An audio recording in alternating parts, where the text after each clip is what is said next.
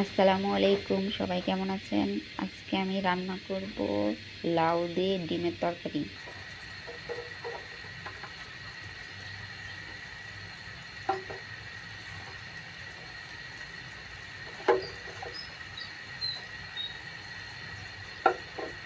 হলুদ, লবণ, ধনিয়া গুঁড়া, মরিচ গুঁড়া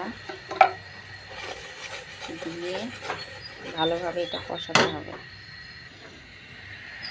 কষানো হয়েছে, এবার একটা ডিম দিয়ে দিব এবং ডিমটাকে ভালোভাবে মিশিয়ে নেব।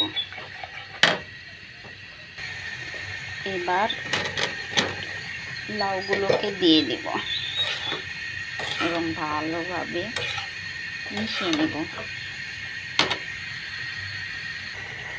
আমার কষানো প্রায় হয়ে গেছে। যেহেতু লাউ থেকে এমনিতেই অনেক পানি ওঠে, সেজন্য এখানে বেশি পানির প্রয়োজন নেই, সামান্য একটু পানি দেব।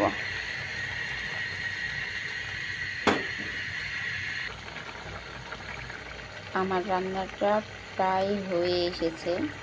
এবার আমি এটাতে ধনেপাতা কুচি এবং কাঁচামরিচ কুচি দিয়ে দেব। আপনারাও এভাবে রান্না করে খাবেন এবং কমেন্ট করে জানাবেন কেমন হয়েছে।